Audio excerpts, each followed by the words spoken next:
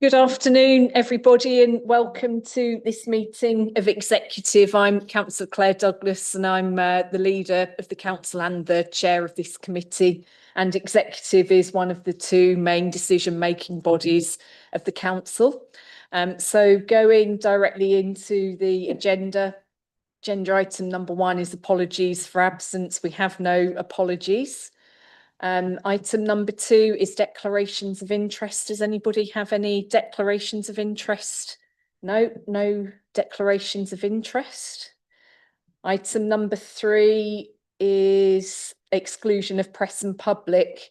And so this is to consider the exclusion of press and public from the meeting during consideration of the following. That's Appendix G to Agenda Item 7.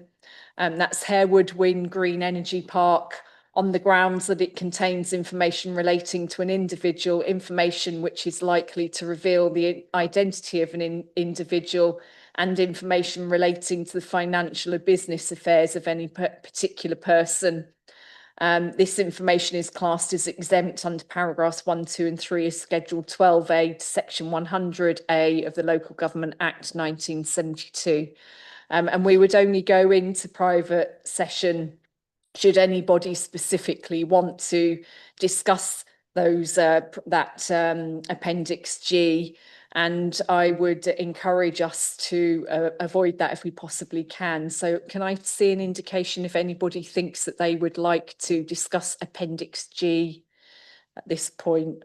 No. Okay. Well, in that case, then we won't vote to go into for exclusion of press and public, but should we feel during that discussion that the discussion goes in that direction, I'm sure that Bryn Roberts the monitoring officer, will let me know, and then we'll consider it again should we need to. So thank you for that.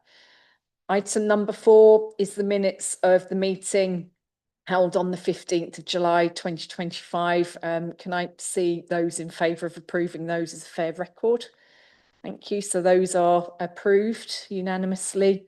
And then item number 5 is public participation.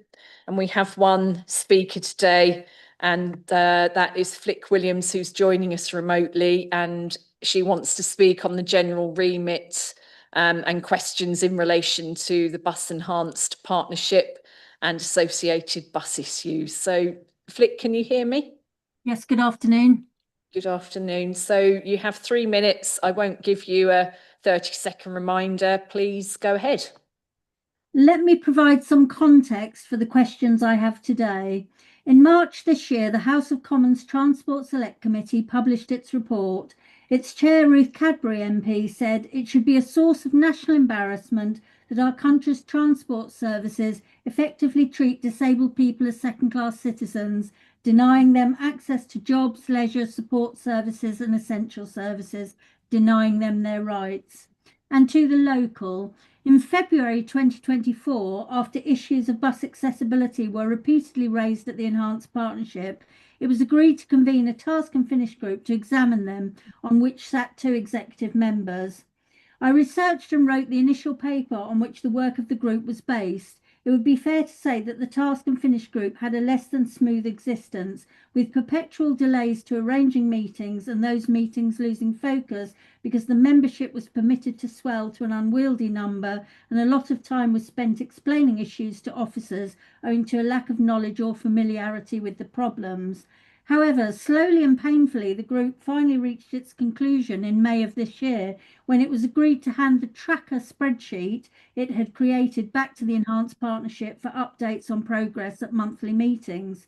Well, the EP has not in fact met since. The June meeting was cancelled, and the day before the scheduled July meeting arrived an email that unceremoniously announced all meetings were to be cancelled forthwith, whilst a decision was made about switching to a single meeting every 6 months.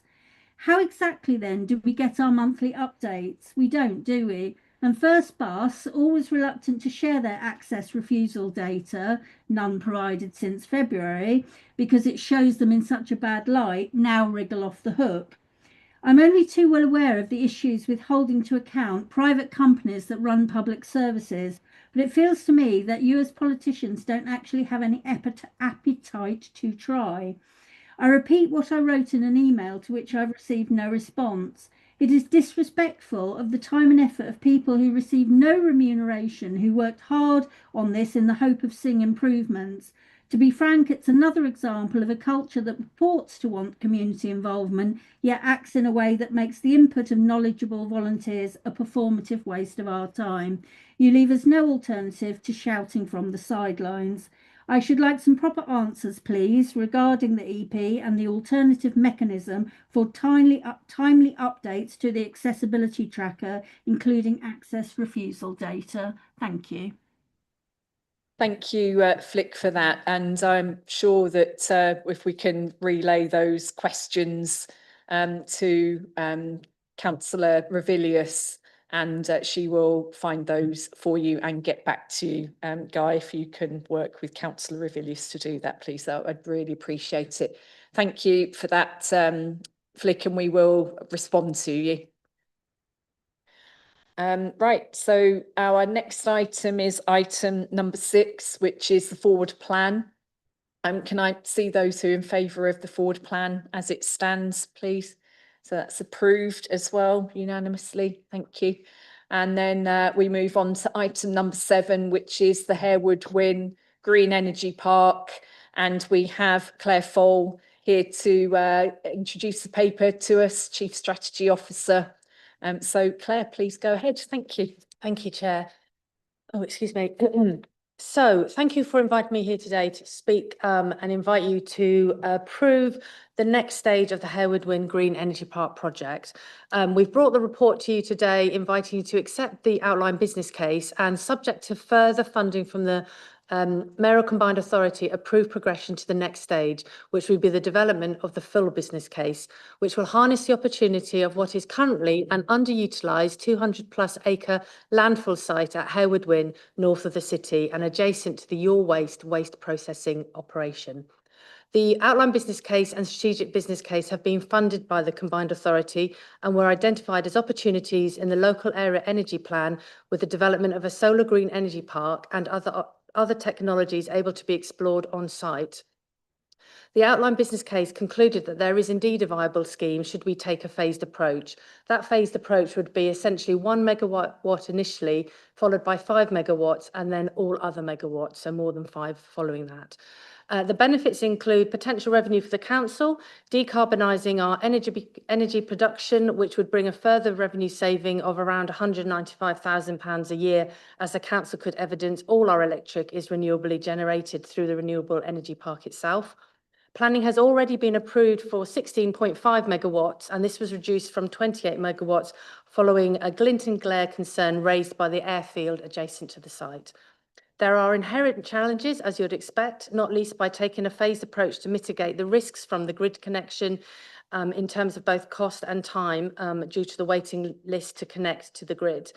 The phased approach of 1 megawatt, then 5 megawatts, then all other megawatts, is to allow us to learn and progress ever-increasing megawatt output of the schemes, learning as we go, with each phase able to be adapted, such as exploring the potential off-takers as we learn and grow. The recommendation today, however, is not about approving delivery options, with many to be explored and discounted, but instead to accept the findings of the outline business case and approve progression to the full business case only and only if the Combined Authority funding is provided, which we don't yet know. Thank you. Thank you very much for that, Claire. Very much appreciated. Would anybody like to speak on this item? Councillor Eyre, would you like to go ahead? Thank you, Chair. Obviously, I wouldn't like to disappoint Councillor Webb and his bingo card, so I'll start by thanking officers for the time they've put in, and my colleague Councillor Waller for the work he's put in over many years in bringing the scheme to fruition.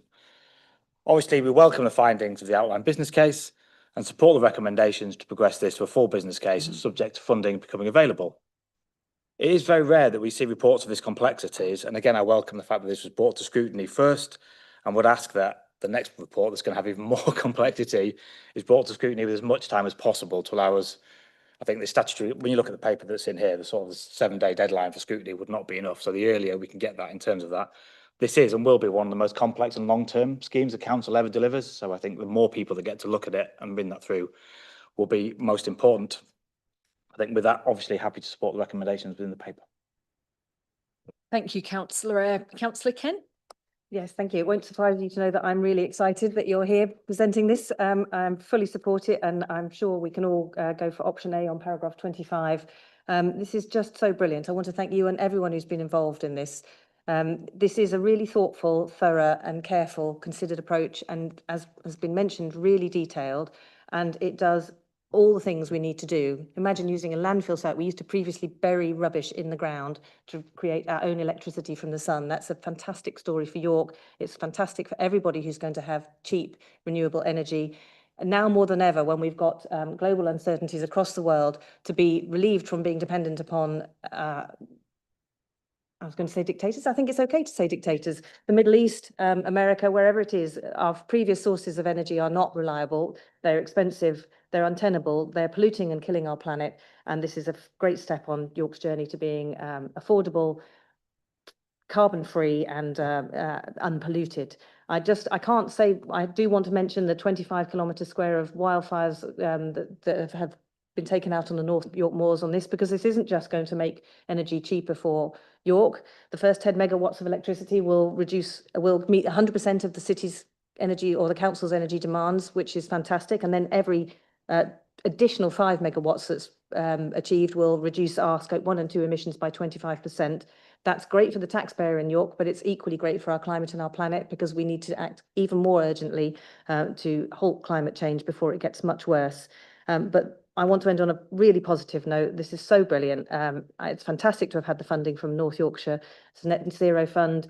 It's very rare that you have such a careful, considered approach, which is entirely dependent on external funding at no risk to the council, and all risks have been really thoughtfully and carefully considered. So I congratulate everyone involved and can't wait for us to see the full business case in the near future, which will be scrutinised by as many people as possible. Thank you. Thank you, Councillor Kent, and I couldn't agree more. It's great to see this coming through, and is a real flag in the ground, another one for York's net zero ambitions, and really doing something to move forward on the cost of energy for our residents, but also the impact on our environment, as you've outlined. So thank you, and thank you, Claire, for all your work on this, and also Sean Gibbons and his team. It's absolutely fantastic to see this coming through to fruition, and a very good example of the York and North Yorkshire Combined Authority and how it's supporting us to do really impactful, very important projects for the benefit of York, but also for our region and actually nationally as well. It's important that more of this kind of work is carried out. So on that, I will bring people's attention to the recommendation, which is on page 31 at paragraph 13. And it says, Executive are recommended to accept the outline business case and approve progression to the next stage development of a full business case subject to funding from the Mayoral Combined Authority. So can I see those who are in favour of that, please? Thank you. That is approved unanimously. Thank you very much, everybody. And thank you, Claire, for joining us today. It's great. And please go forward and go to the next stage. Thank you. Our next item today is down there, Murton Neighbourhood Plan. And we have Alison Cook here and John Roberts to introduce this paper to us and talk to us about all the hard work that's been going on for a very long time to bring this to us today. So please go ahead. John, are you going to start? Thank you. Yes, just a very brief introduction to let members know that it's the final stage of the Murton Neighbourhood Plan production following the referendum, examination and referendum, sorry. Just some background to it. The key dates, production plan commenced in 2014 and it's been through several stages of consultation, including submission consultation, which took place between November last year and January this year. The examination commenced in January and ran till April this year, and we received the examiner's report in early April. Members at Executive on 22nd of April then agreed the decision statement, an examiner's report, and the plan should go through to referendum. Referendum then took place on the 10th of July this year. The outcome of it was that the vote for yes was 89.16%, vote for no 10.84%. So given that, and that the plan is made effectively as soon as the referendum is over, then the plan now forms part of the development plan for York, alongside obviously the adopted local plan, the minerals waste joint plan, and 6 of the neighbourhood plans we've got adopted so far. Just to bring attention to one minor amendment to the decision statement, we'll be adding in Mercer Parish Council's website address into that document, so that the document can be looked at through that process. We're just waiting for their confirmation of the details of that. That'll be done before the document is published later this week. So that's just really to report on the process. In effect, it's a done deal. The plan is now formed as the development plan for York. So we're just asking members to agree it. And the recommendations are set out in paragraph 12 of the report. Thank you. Great, thank you very much, John. And Alison, would you like to say anything? No, thank you. I think John's covered Yeah. covered the report. And Great, okay, thank you very much, thanks. Anybody like to speak on this one then? Councillor Ayer, do you want to go first? Thank you. Thank you, Chair. Just to extend my thanks to officers and obviously the people involved in the Murton Parish Council plan in terms of delivering those. I've been through most of them from start to finish. They are really important and they're fantastic documents for the local community, and it's really good that we get those through. I think the one thing I wanted to flag was that I understand now that the government has withdrawn funding in terms of any future development of local plans, which means that there will not be funding available for any more parish councils to produce new local plans, and also more concerningly for those local plans that are in existence, for those to be updated in terms of that. So I think with the introduction of SIL, in which having these neighbourhood plans in place will be absolutely vital for those areas to unlock those funding, I would urge both the exec member and the executive to write to the government and encourage for that funding to be reinstated so that all of our neighbourhoods can have neighbourhood plans, be they parished or unparished, and also that they have the funding available to be able to renew them when those times lapse out. Thank you, Councillor Ayer. Councillor Pavlovic, do you want to speak on this one? So I'm just wondering whether one of the officers could just respond to that. Is that correct? we understand that, yes, the funding that would have previously gone through locality, which was the national agency, has been withdrawn, or is a lot more limited. So they have sent out a notice to say that they would not be able to support further neighbourhood plans, as far as we're aware from currently. So, thank you. I think it's important just to try to respond to that.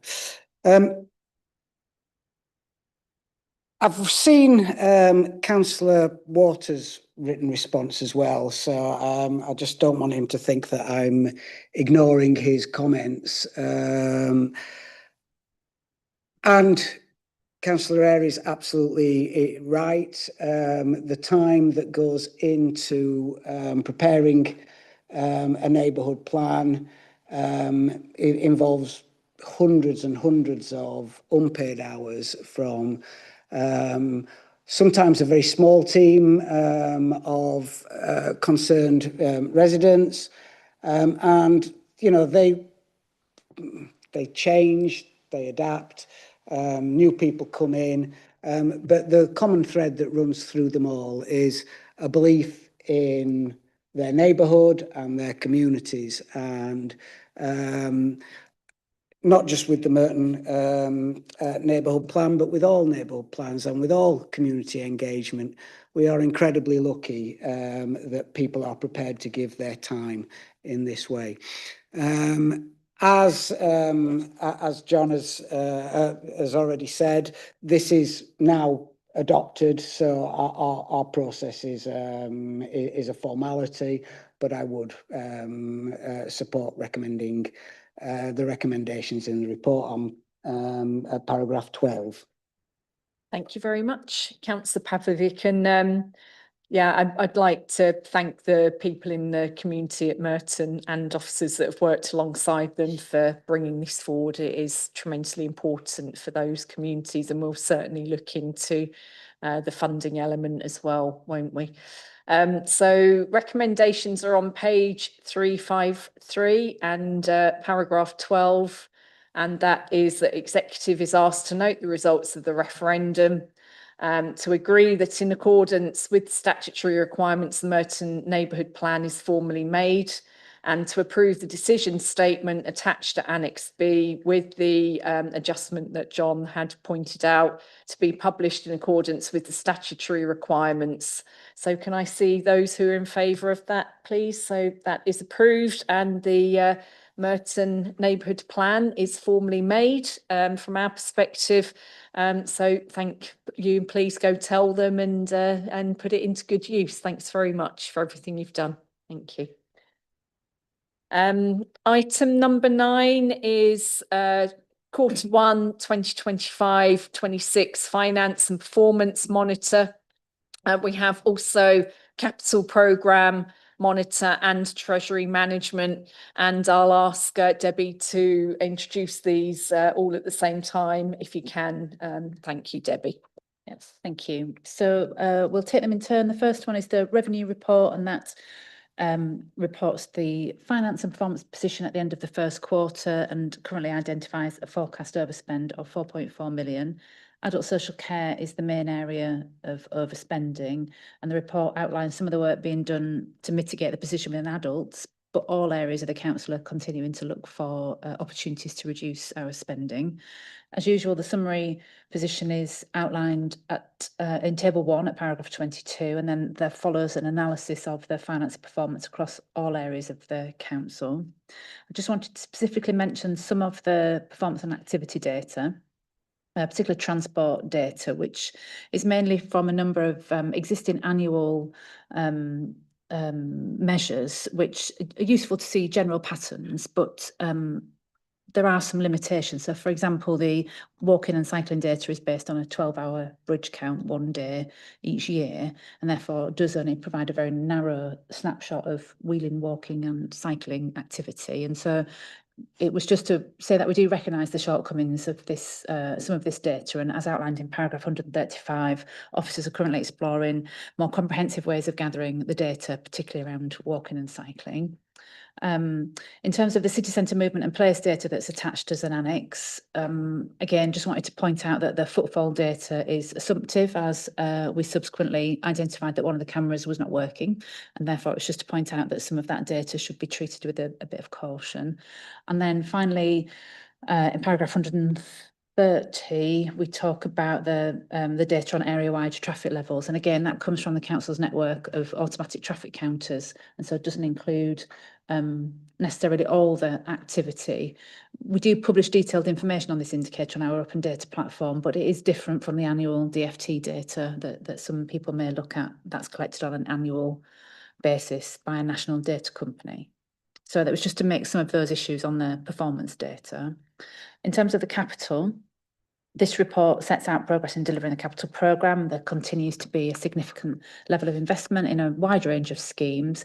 The main change to note is that we've reprofiled some of the budget in children's to the following year to support the future planning for creating additional SEND provision. The report also includes a request for a specific delegation for the sale of homes at Duncan Barracks and Burnham, and more detail on that is included in the report at paras 36 to 39. And finally, on that one, the report does also outline a proposal to allocate 250k from the capital contingency to invest in a cultural asset master plan. And again, there's a bit more detail set out in the body of the report. And then Treasury. It's the first report of the year. It will be considered by Audit and Governance Committee tomorrow in their scrutiny role. We're continuing to manage the council funds in line with our priorities of security, liquidity, yield, but no new loans have been taken in the first quarter of the year, and I haven't got any other issues to draw to your attention. Great, thank you very much, Debbie. Very much appreciated. So can I see who'd like to speak on this one? Yeah. Okay, Councillor Eyre, would you like to go ahead? Thank you. Thank you, Chair. Again, I'd like to extend my thanks to Debbie and her team on the work, not only producing this report, but also managing the budget and continuing to deliver significant savings. Despite all the promises of an end to austerity, your statement at scrutiny the other evening sounds a chilling warning of a further level of austerity for York at a rate that's dwarfed our previous challenges. At budget time and throughout last year, I warned that growth without control would not in itself deal with issues the council faces, and this is clear here. Despite record levels of growth and by far the largest council budget in history, we continue to see significant overspends. Particular areas of concerns in adult social care include the Learning Disability Support Living budget up from 15 million in 23-24 to 19.3 million, residential care spend up from 14.8 million to 22.1 million pounds. These level of overspends simply are not sustainable. I note at paragraph 29, the report flagged an overspend on the children's budget, a historic overspend of 8.7 million pounds, but this stood against a budget of 22 million. The budget has been increased to over 32 million pounds now, so it does not reflect a level of saving delivered over the 2 years. At paragraph 48, I welcome confirmation that the entirety of this year's council tax uplift has gone to the Labour government to pay their national insurance increases, despite promises not to increase taxes for working families. You were told about the folly of unconsulted library costs, which years down the line still rumble on. It's deeply concerning this paper doubles down on a commitment to achieve all of those savings. In terms of performance, this paints a picture of transport failure, evident to most members and all residents. In March 2024, Councillor Kilbane claimed the cycling decline had been halted. Yet here we see the biggest fall on cycling activity in history and the lowest activity in 10 years. As Councillor Kilbane asked in 2021, can you tell me what the hell is going wrong? Car park usage is down, but there is no evidence of modal shift. Bus usage has still not returned to pre-COVID levels, and the year-on-year growth has stalled. It's convenient and almost Trump-esque that now footfall figures for the city centre have seen sustained drops as a result of your policies. New figures are now being introduced. The capital programme continues to be a picture of delay and uncertainty. Paragraph 92 refers to the discovery of a sinkhole at St Leonard's Place. This pales into insignificance compared to the sinkhole on Station Road. From £6.1 million agreed in February this year, we're now at 16.2 million and rising. Failure to manage this process is derailing the delivery of much needed infrastructure across the city, not least the dualling of the ring road. Both the government and the York Outer MP have announced funding for the full dualling of the York Outer ring road, yet this paper continues to be silent on any additional funding. Who is telling the truth here? We welcome the delivery of new homes on Duncan Place and soon the Burnholme site. These will deliver mixed communities with high levels of affordable housing. When this was agreed at Executive in March 2022, Councillor Pavlovich labelled plans to sell homes for £540,000 as obscene.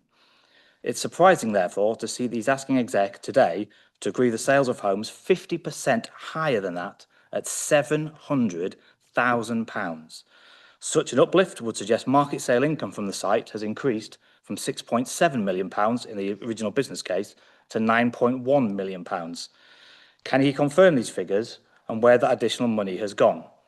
Furthermore, if market sales of £700,000 on 40% are necessary to balance the books, where does this leave future plans for 100% affordable housing elsewhere?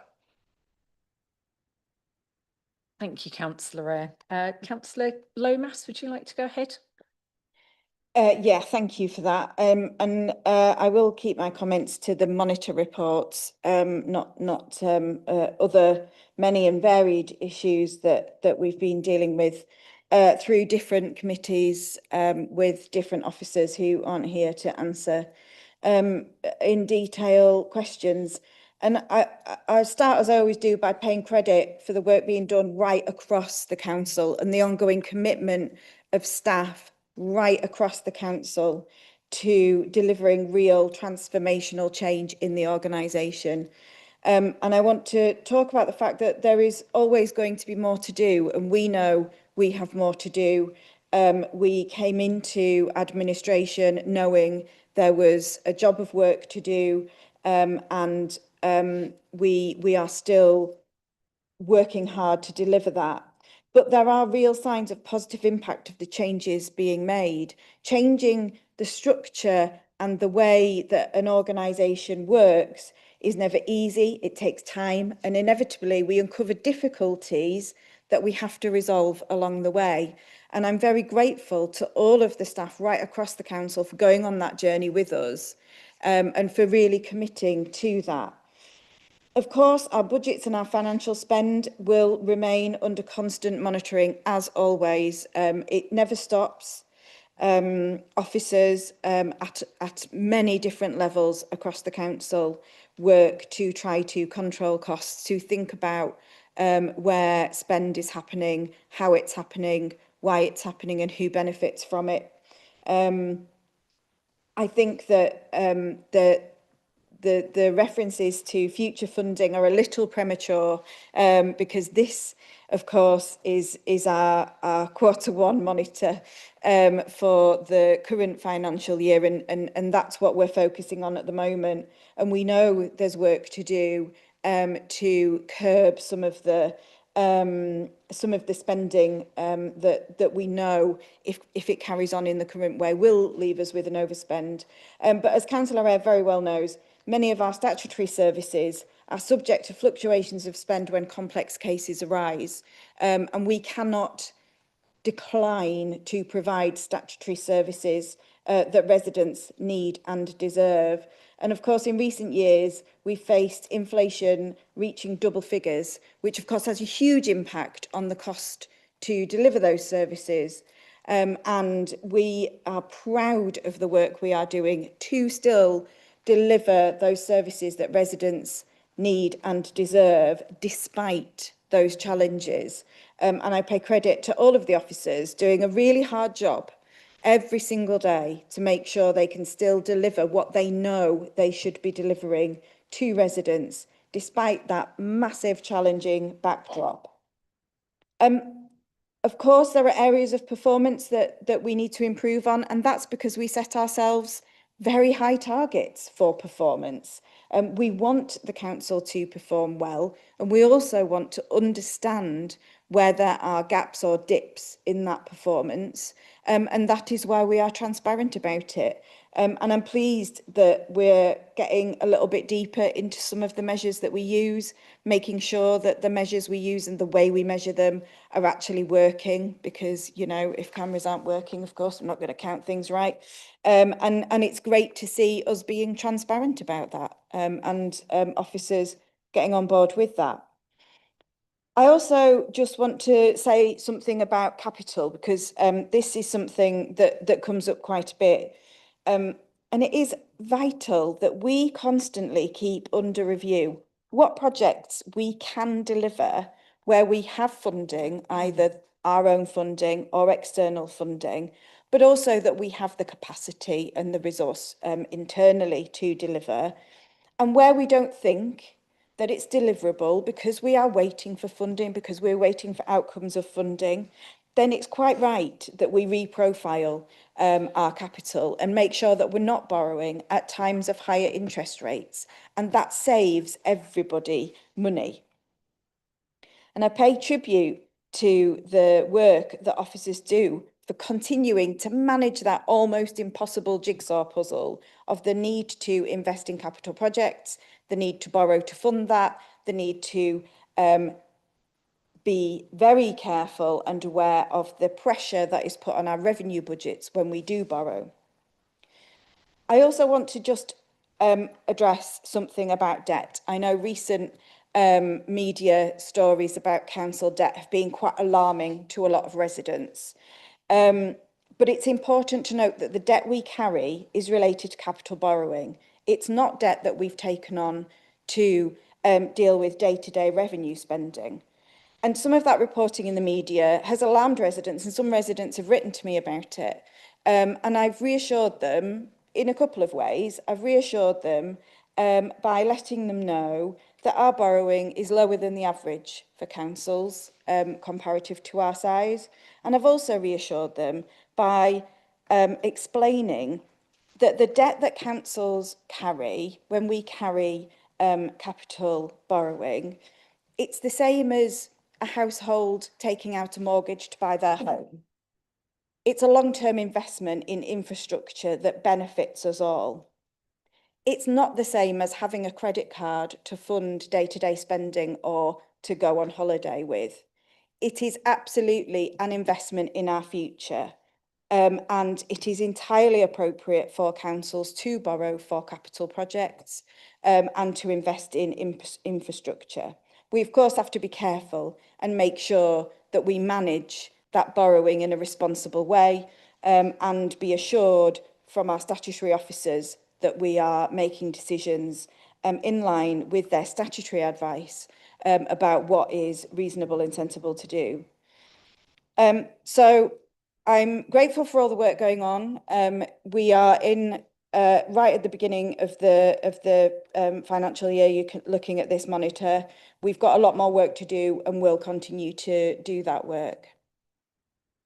Thank you, Councillor Lomas, and Councillor Avilius, you'd like to speak. Thank you.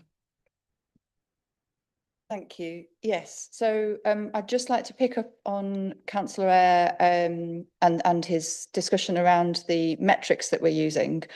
I believe that these have been interpreted in a misguided way in order to paint a negative picture. One of the things that I've been challenging officers is to revisit our metrics and ask if they're actually measuring relevant metrics to enable us to assess if we're meeting the objectives within our transport strategy. So, for example, as Debbie mentioned, with the walking and cycling data that we currently gather, we gather it on one day of the year for a 12-hour count. I think it's in November. If it happens to be raining, or if there happens to be an event on or off on that day, the metric goes up and down, literally, with the weather. And it's not really providing us with the spatial and temporal picture that we need in order to assess our objectives in the transport strategy. Similarly, with the traffic data, it's an average across the entire city from a network of points, but it's not really telling us about whether there's more congestion in the centre or at the edge of the city. It's not really telling us about whether people are changing their travel behaviour. So the challenge I've tasked officers with is how we invest in our measurement systems to get the metrics that we need to assess us against the objectives that we're trying to achieve. And that's something that officers are working with, and we're going to transition towards those new metrics. And that's why I asked that in this report we start to look at those figures and objectively. So I'm comfortable that things are going in the right direction. Around the car park figures, yes, the usage of car parking has gone down, but we can also see that the income, the revenue that's coming from the car park is holding up really well. It's outperforming what we'd have expected. And this will enable us to reinvest in sustainable transport improvements, which is great. And the city's economy is booking national trends. So again, I'm confident that things are going in the right direction. People are using our buses. They're going really well. We've got a great bus network. So yes, it's not all going to happen overnight, but things are going absolutely in the right direction. On the capital report, I'd like to congratulate the officers on the progress that's been made with a really fantastic capital programme. There's been a big challenge around our officer capacity in the last 6 months or so, but we've now got new staff in place in the last month, and we're confidently moving towards delivery now. So I think people will really start to see those changes on the ground. We've got some fantastic big ticket projects. There's the Outer Ring Road, Haxby Station, Station Gateway, and the City Centre Sustainable Travel Corridor. They'll bring benefit to the entire city. They'll help to boost our economy. They offer more sustainable travel choices for everybody. They'll reduce city centre congestion and create a better connected city with accessible opportunities for everybody. So those are coming forward and they're really exciting, and we can actually see them happening. But we've also got a raft of sustainable travel improvements and schemes underway, which are transforming everyday travel. We've got over 200 bus stop upgrades that have happened. They're small things, but they make a huge difference. Having a shelter that works, seating that's at the right height, real-time information that gives you the time of when your bus is going to come. We've got barrier removal happening across the city. So routes are now accessible for everybody, where people used to be impeded by barriers in the way. We're having resurfacing happening on our active travel routes that just hasn't happened in decades. Clifton Backey is going to be resurfaced soon. We've got a school streets programme that's going to start delivering and really making a difference to school travel. Speed reduction programmes, again, bringing that road safety at the forefront and making place better and safer for people who want to walk and cycle and just get around the city. Pedestrian crossings will start to go in. Public rights of way, just lovely walking routes, are being repaired with bridges and resurfacing happening. And key schemes like the Riverside Path. So we're really focusing on day-to-day things that aren't big ticket, aren't necessarily going to bring loads of political brownie points, but are just about keeping our city going, keeping it moving and repairing what we already have. Our highways team are cracking on with a swathe of important maintenance projects, many of which have been kicked into the long grass for far too long. So repairing Bishopthorpe Bridge and strengthening it, repairing Lendal Bridge, maintaining the city walls, getting our highway drainage programme working, upgrading our traffic light signals, and delivering improvements at the same time as we maintain, and prioritising safety and sustainable travel. All of those things are making our city transport's infrastructure more resilient and robust for the longer term. And it's demonstrating that we're investing in the future and bringing more mobility and choice of access and opportunities for absolutely everybody. So I think there's a lot happening and I'm really proud to see that coming forward in the programme. Thank you, Councillor Rebellious, and I'd just like to back that up, that on the capital programme it is really good to see that there's a real focus on delivery across a range of schemes now that has had an absolute turnaround, particularly in the last year, which is great, and I'm very much looking forward to more of them being completed and people being able to benefit from them. So thank you to everybody who's contributed on finance for us. So we go to the recommendations, first of all on paper 9, which is the Q1 Finance and Performance Monitor. And that is at page 378, paragraph 18. And it says the executive is asked to note the finance performance information and note the work will continue on identifying savings needed to fully mitigate the forecast overspend. Can I see those in favour of those recommendations? So it's approved unanimously. Paper number 10, the recommendations are on page 446 at paragraph 7.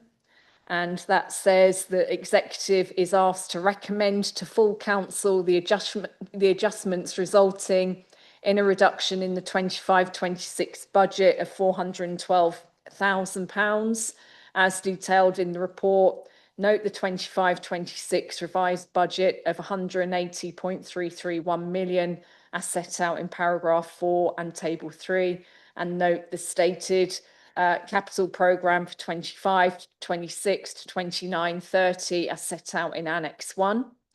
Can I see those in favour of those recommendations? So those are approved unanimously. And then also to delegate the approval of homes selected for sale at Duncan Barracks and Burnholme to the Director of Finance in consultation with the Director of Housing and Communities where homes are valued over £500,000. Can I see those in favour of that recommendation? That's approved unanimously. And to allocate 250,000 from capital contingency to invest in the cultural asset master plan. Can I see those in favour of that, please? Thank you. So that's approved unanimously too. And then item number 11, which is the Treasury Management 2025-26 Q1 report and review of Prudential Indicators. The recommendations are on page 476 at paragraph 6. And that is the executive is asked to note the 25-26 Treasury Management activity up to the first quarter date ending 30th of June 2025. And the Prudential Indicators outlined in Annex A and note the compliance with all indicators. Can I see those in favour of those recommendations, please? So those are approved unanimously as well. Thank you very much.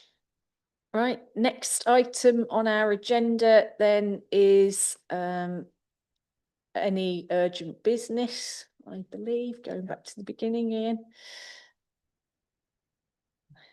And so I've not been notified of any urgent business at item number 12. So that brings our meeting to a close. And I would like to thank everybody for attending today, and also officers for attending too. And we will see you next time.